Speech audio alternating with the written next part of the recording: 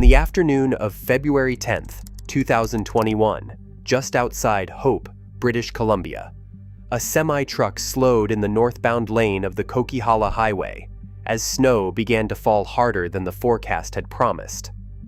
A pickup truck behind it did not slow in time. It struck the rear of the trailer. Within minutes, the highway behind that first collision became a funnel with nowhere to go, and one vehicle after another arrived out of the whiteout at highway speed and found the road already full. By the time it was over, more than 24 vehicles and roughly 50 people had been pulled into a single chain reaction pileup on a road that, an hour earlier, had looked like nothing more than a long gray stretch of pavement between the mountains. A man in his 40s and his dog were killed. A police officer arriving to help was hit twice, once by his own sliding cruiser and once by a jackknifed semi that could not stop either. This was not a freak event on a freak day. It was, by the account of the tow truck operator who has worked this stretch for 4 decades, simply what happens here. No cliff gave way, no bridge collapsed, just a highway doing exactly what this highway does when the weather turns, which on the Coquihalla is often. This is one of the deadliest highways in Canada, and the numbers back it up. Insurance data covering less than a decade on this route counted 32 fatal crashes, and in winter alone, the road racks up somewhere between 400 and 500 collisions in a single season. Summer, spring, fall. It drives like any other modern freeway, wide and smooth and forgiving. Winter is a different highway wearing the same number. But do not mistake that for a season-only warning. Winter is when this road is worst, but it is not the only time it kills. And the pattern underneath every crash here, a road that looks easier than it is, shows up in July just as often as it shows up in January. Whatever month you are watching this in, this stretch of highway is worth understanding before you drive it. Sit with that contradiction for a second, because it is the whole story. A road engineered to be one of the fastest, straightest, most modern highways in Western Canada. And also one that, several months a year, becomes one of the most unforgiving. To understand why, you have to understand why this road exists at all. For most of the 20th century, there was no fast way between the coast and the British Columbia interior that did not mean crawling over the old Hope Princeton or grinding through the Fraser Canyon on a highway built for a much slower era. The solution, when it finally came, was audacious.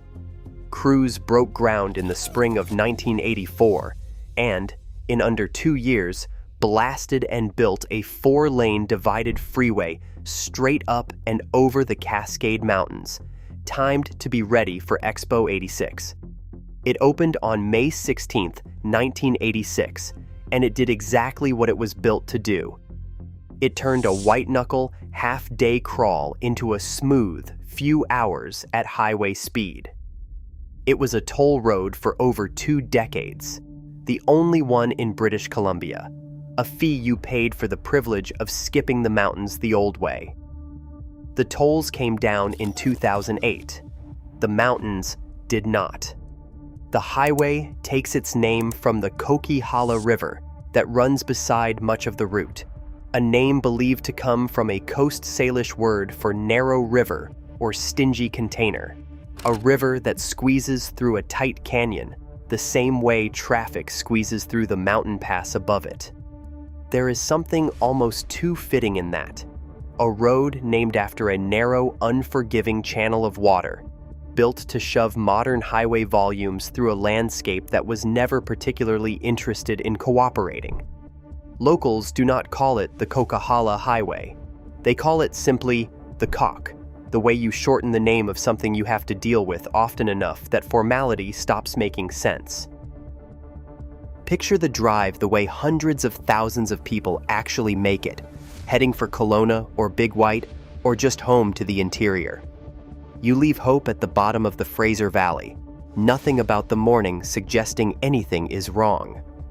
The highway climbs almost immediately, and it does not climb gently. Within a few kilometers, you are gaining elevation the way a plane gains elevation, curling up through Boston Bar Summit, then higher again toward a stretch locals simply call Zopkios Ridge, where a brake check pullout waits for trucks before the long descent into the Great Bear Snowshed, a half-kilometer concrete tunnel built directly into the mountainside to keep the highway open under a slope so avalanche-prone that engineers gave up trying to control it and simply built a roof over the road instead.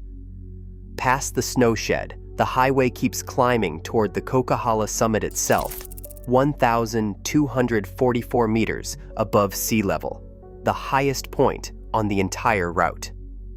Then down again toward Merritt, then on toward Kamloops. This is the stage. Remember it, because every hazard on this road plays out somewhere along this same 200 kilometers. Before winter even enters the picture, there are dangers on this highway that do not care what month it is. Start with the trucks, because this corridor is one of the busiest freight routes in Western Canada. Tractor trailers running day and night, sharing every grade with tourists, commuters, and locals who have stopped treating the road with any particular respect. On February 17th, 2021, 4 kilometers south of Merritt, 2 semi-trucks climbing the same hill in the same lane collided when the second truck attempted to pass the first on a grade where speeds had already dropped to a crawl. The impact was described by investigators simply as catastrophic. A 38-year-old co-driver, asleep in the sleeper berth at the moment of collision, was ejected and killed. 2 trucks, 1 hill, 1 decision to pass instead of wait, on a dry road, with nothing but a bad choice behind it. Wrong-way drivers show up in this corridor's crash record again and again, a pattern too consistent to call coincidence. In the fall of 2025, a vehicle traveling the wrong way in the northbound lanes near Kamloops struck a pickup head-on, killing 2 people and injuring 3 more, RCMP, later stating openly that criminal behavior was suspected. In the summer of 2026, another wrong-way crash near Merritt closed a section of the highway and claimed the driver's life. Divided highway, high speed, long dark stretches between exits where a driver disoriented, impaired, or simply lost has no early warning and nowhere to turn back before meeting the next set of headlights, closing at a combined speed most cars are never designed to survive. Then there is the animal that does not care about any of this at all. On a July morning in 2017, height of summer, dry pavement, a vehicle traveling south of Logan Lake struck a deer that stepped onto the highway with no warning at all. The car veered off the road and dropped roughly 10 meters down an embankment. 2 of the 3 people inside died at the scene. No storm, no ice, no drunk driver, no mechanical failure. A deer, a straight stretch of highway, and a driver who had a fraction of a second to react and did not have enough of it. This is the part people forget when they picture a mountain highway as dangerous only in blizzards. The Coquihalla cuts directly through Wilderness Corridor for its entire length. Deer, elk, and the occasional bear cross it constantly, at dawn and at dusk especially, exactly the hours drivers are pushing hardest to make it home. Darkness adds to all 3 of these. Much of this corridor runs through unlit alpine terrain, no glow from any nearby town to soften the black once the sun drops behind the ridgeline. A driver following taillights comfortably can lose them entirely the moment the road curves or the grade steepens. With nothing to tell them, the vehicle ahead has already slowed to a crawl. So before a single word about snow, 3 things are worth locking in now, regardless of when you are making this drive. Never attempt to pass a slow truck on a climbing grade. Watch for wildlife at dawn and dusk on every stretch that looks empty, and leave extra room on the divided sections after dark, because a wrong-way driver here gives you almost no warning. Now add winter, because winter is where this highway becomes something else entirely. Not one hazard, but the collision of several, stacked directly on top of everything already described. Elevation. The road does not simply run through the mountains, it runs over them, climbing well over 1,000 meters above where most drivers started their trip. Weather changes with elevation, and it changes fast. Local meteorologists have a saying for this stretch. Check the forecast for Hope. Check the forecast for the summit, and understand you may drive through both in the same hour. A driver can leave a clear, mild morning at the bottom of the valley, climb into fog within 20 minutes, and be in a full whiteout blizzard by the time they reach Zopkios, with zero warning beyond a changeable highway sign, flashing a speed they have already blown past. The temperature at the summit can sit 10, even 15 degrees colder than at either end of the drive. Rain that falls harmlessly in Hope becomes freezing rain on the climb and packed snow at the top. And because so much of this highway is high alpine terrain rather than valley floor, the weather does not build slowly the way a storm rolls in over a city. It arrives. Now add the road surface itself. Ice on a mountain highway is not like ice on a city street. At elevation, black ice can form on pavement that looks, in your headlights, completely dry. The road is often colder than the air moving across it, and a thin, invisible glaze settles across lanes that a driver has no reason to distrust because there is nothing to see. Add long, sustained grades, some of the steepest sustained climbs and descents on any major highway in the country, and you have a road where a driver going downhill on ice with momentum already built up has very little room for error and very little runway to correct it. This is why you will see, scattered along the descent past the summit, runaway lanes carved into the mountainside, gravel arrestor beds built for one purpose, to give a truck or a car with failed brakes somewhere to go besides straight through the guardrail. Their existence is not decoration. It is an admission, engineered directly into the highway, that some vehicles are going to come down that grade with no brakes left at all. Then there is the avalanche hazard, which is not a rare or occasional threat on this route, but a structural feature of it.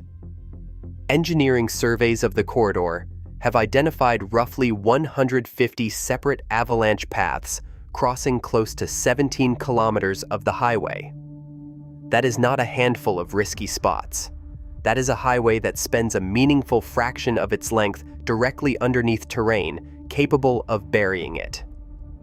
In February of 2014, a Class 4 avalanche, powerful enough by the Canadian Avalanche Center's own classification to destroy a rail car or bury a house, came down directly onto the highway near the Great Bear Snowshed and buried a section of the road. Roughly 100 vehicles had to be guided off the highway before it happened. Transportation officials called the resulting control mission one of the largest avalanche operations in the road's history. This is why, on stormy winter days, you will sometimes find the Coquihalla simply closed, gates down at Hope and at Merritt, while helicopters drop explosive charges onto the surrounding slopes to trigger avalanches deliberately, on the province's schedule, rather than let the mountain choose its own moment. The highway does not merely cross avalanche terrain. It requires it to be actively, continuously managed, all winter, every winter, or it will manage itself. Fog in the high passes deserves its own mention here too, because it thickens the winter danger rather than replacing it. Fog collects in these passes the way it collects in no low elevation stretch of highway, sometimes rolling in within minutes and cutting visibility to the length of a few car lengths, headlights bouncing back off the mist instead of cutting through it. Tow operators who work this stretch describe entire sections of highway that simply vanish from view for stretches of road long enough to hide a stopped truck, a jackknifed trailer, or the tail end of a pileup already forming ahead. Speed sits underneath every one of these factors like a multiplier. In 2014, the province raised speed limits across several British Columbia highways, including sections of this one, to 120 kilometers an hour, the reasoning being that modern roads could safely handle modern speeds.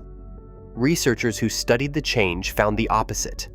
Fatal crashes on the affected roads more than doubled in the year after the increase compared with the year before it, even once you accounted for rising traffic volumes generally. Of the highway segments studied, more than a dozen showed a clear rise in collision rates once the limit went up. The province eventually rolled back the increase on some connecting routes. But the lesson underneath the data is the one that matters here. A road that looks capable of 120 kilometers an hour on a clear July afternoon is not the same road at 120 kilometers an hour in January. And the posted number on the sign does not know the difference between the two.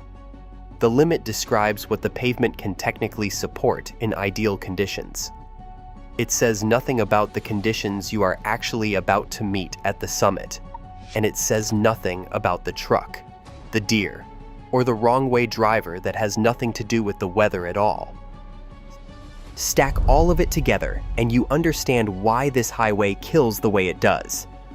Not through one dramatic flaw, but through the interaction of several ordinary ones, each amplifying the next. The elevation changes the weather. The weather changes the road surface. The grades punish any driver who misjudges that surface. The avalanche terrain adds a hazard from directly above the road that no amount of careful driving can anticipate. The freight traffic adds mass and momentum to every mistake. The wildlife adds unpredictability that has nothing to do with driver behavior at all. And the posted speed, calibrated for the good days, invites everyone to drive, as if every day is a good day. A driver who has made this trip 50 times without incident learns, mile by uneventful mile, that the road is manageable, that the warnings are for tourists, that the snowshed and the summit and the brake check pullout are just landmarks on the way to somewhere else. The mountain lets them believe that for a long time. It does not need to correct the lesson often to be devastating when it finally does. So, if you are making this drive, and if you live in British Columbia or visit it, eventually you will. Understand what the trip actually is. It is not simply the fastest way from the coast to the interior. It is a crossing of one of the most avalanche-dense, elevation-steep highway corridors in the country, dressed up as an ordinary 4-lane freeway for most of the year. Treat the mountain like the mountain, not like the highway sign. Check the forecast for Hope, and check it separately for the summit, because they will not match. Carry winter tires or chains from October through April, regardless of what the weather looks like at the bottom of the valley, because it will not look like that at the top. Leave far more following distance than feels necessary on a road this wide and this smooth, because the grip you have on dry pavement at the bottom is not the grip you will have on the descent past Zopkios. If conditions turn to whiteout, slow down before the changeable sign tells you to, not after. And if the highway is closed for avalanche control, it is closed because the alternative is worse, not because the province enjoys inconveniencing you. Build extra time into the trip on any day with a winter weather warning attached to it, because the 10 minutes you save by pushing through a closure warning are not worth what you risk losing on the other side of it. Fuel up before you climb, not after, since a breakdown on the exposed grade above Zopkios in a January whiteout is a very different problem than a breakdown on a quiet side street. And if you feel the pull to relax simply because the pavement looks wide and modern and the lane markings are fresh and clear, treat that feeling itself as the warning sign, because that is precisely the sensation this highway is engineered to produce right up until the moment it stops applying. Come back one more time to that afternoon outside Hope in February of 2021. Snow that started falling harder than the forecast promised. A truck that slowed the way trucks are supposed to slow. A pickup behind it that did not slow in time. And then, in the minutes after car arriving out of the whiteout at the speed the highway had told them was fine, finding the road already full, with no way to know until the last possible second that the ordinary drive they were on had already stopped being ordinary. 50 people were pulled into that one collision. A man and his dog did not walk away from it. None of them left Hope that morning thinking about avalanche statistics or grade percentages or the difference in temperature between the valley floor and the summit. They were simply driving the Coquihalla the way people drive it every day, on a highway that looks, for most of its length and most of the year, like nothing more than a fast, modern road between two ordinary towns. You will probably drive it too, someday, maybe already have, and it will very likely feel like nothing at all. That is exactly what it felt like to them, right up until the moment it did not.